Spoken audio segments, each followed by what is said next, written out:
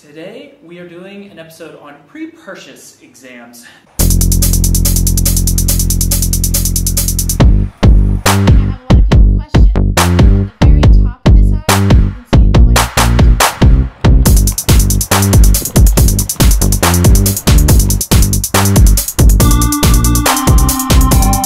Hello everyone and welcome to this episode of Steve's Horse Show. It's been a while since I did a Steve's Horse Show, however, we begged Grace, Dr. Owens, sorry, that was probably too casual, Dr. Owens to come back and do another episode with us. This is something that we talked about before that is probably very well known to somebody that's buying a very expensive horse, whether it be like at a auction or whatever, but when you look at the majority of people that are purchasing horses from like a private sector or something, from person to person, or maybe a less expensive horse than what you would see at like a major sale or something, I feel like that's probably not as common of a thing. And it's kind of what I want to talk to you about today is, what do you do in a pre-purchase exam? Is that for like a certain, expensive type of horse? Is that something you should do no matter what, or what is your opinion on that? I think it all involves what does that owner want out of the horse.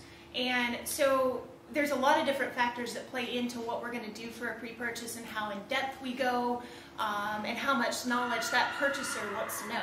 The bottom line is, if you're going to purchase a horse, a pre-purchase exam is really beneficial for the fact that we are able to potentially find problems that would occur with that horse, right, and maybe mitigate problems down the road for a potential purchaser. Say the owner purchased a horse, they went out, they tried the horse fits great with them, with their child, whoever they're purchasing for, but we get home and a couple months later we start noticing maybe there's some mild lamenesses.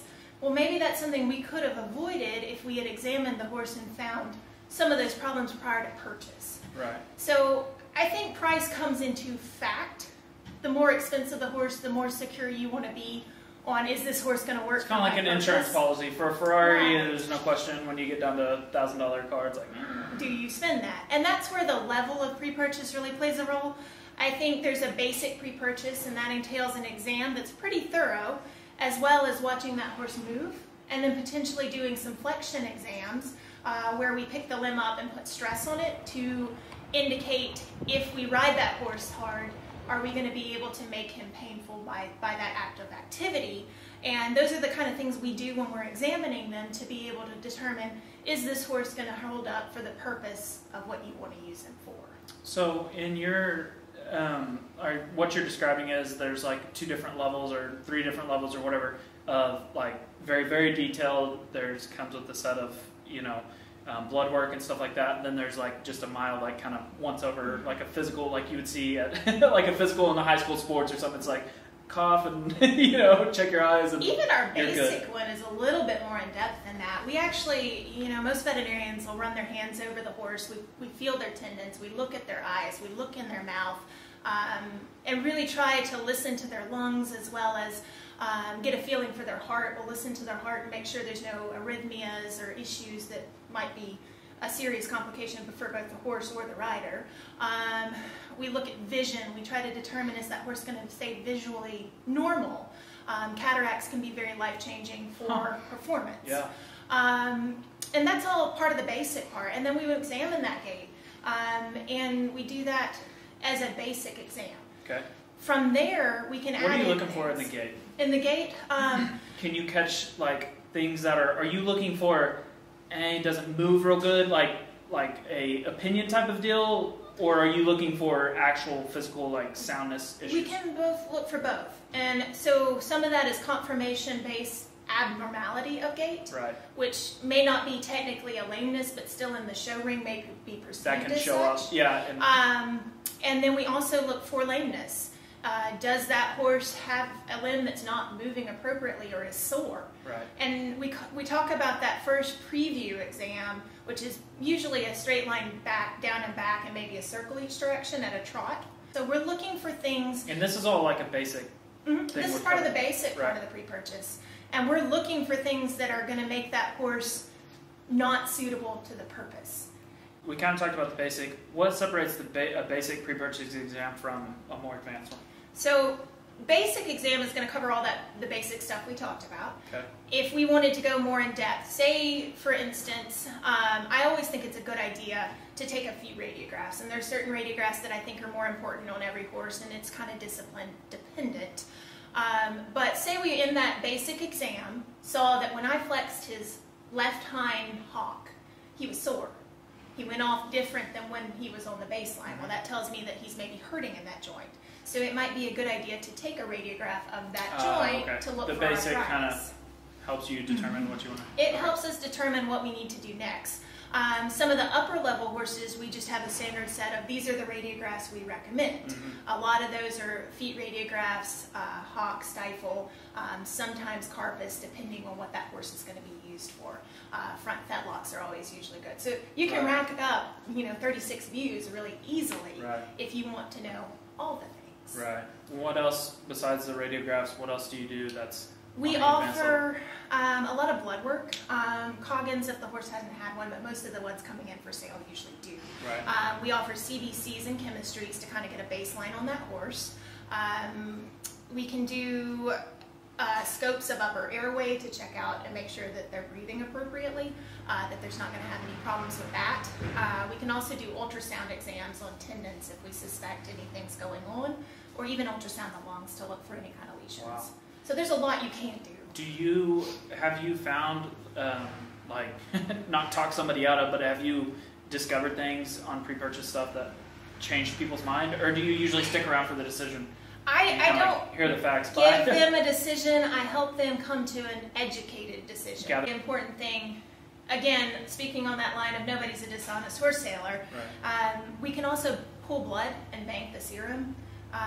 To determine if there's any NSAIDs like butyrbandamine on board, to determine if there's any sedatives. Which that's important because that would totally alter the basic... their lameness exam. Right. So say they've got something that's normally bothering them, you get enough bute in there, they're not going to feel it. Right. So I might not be able to find it on exam.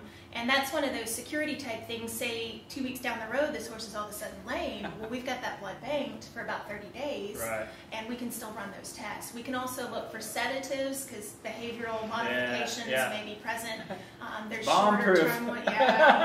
There's some short-term ones that'll wear off in a day or two, and there's some that'll last up to 30 days. So having that banked blood is important if you want it done. So you pull the blood and just bank it. And then if they come back and ask questions later, then you can do tests. We can do it then, and some owners want to go ahead and just know up front, and they'll just request go ahead and run it. So that is a service we can provide, regardless of time frame. Gotcha. But you were talking about $1,000 versus $20,000 horses. The hardest part about it's kind of like vehicles or whatever too is like the hardest part is maintaining if it has an issue, and then if it does have an issue, is getting rid of it. If you have a horse that you found out has an issue, whether it was free or $100,000. Trying to get rid of that horse after the fact is one of the biggest issues. Yeah. Would you at its most? Somebody calls you today and is like, "I really want to buy this horse." Where do you go from there? Do you travel out to the place and go, or how does that usually work? That's a good question. Do you go with the person? We can. We can do them either in-house or out in the field. Is that weird for you? Like you're like the mechanic when you go look at it, I'm bringing my mechanic with me. Well, I prefer to do them in the hospital, and the main reason for that is here I have such a nice setup to do lamenesses. Jog pads out on the concrete, I can bring up arthritis a lot easier than your nice soft cushy arena. Yeah. So I always encourage people to bring their horses in. It just gives me a better perspective. That horse is also not in his comfort zone, so some of the behavioral issues might come out too.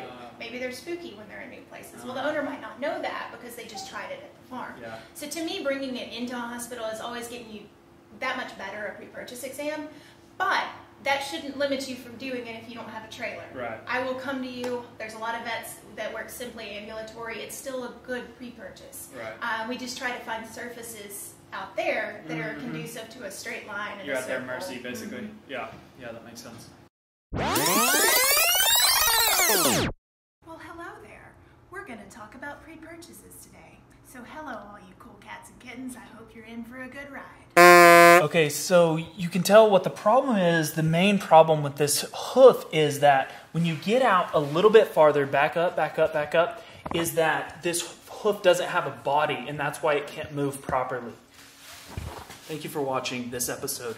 For more tips and tricks, watch my YouTube channel. All right, Chris, you get one speaking role. So your funniest comment. What do you want? I don't know. It's your time to shine. Say something funny. If it's really funny, you get the intro. Something funny. Something really funny. That's really hard to be funny right on the spot. Come on. Cool cat and kitten. Yeah, but we gave you a line. We told you. Oh,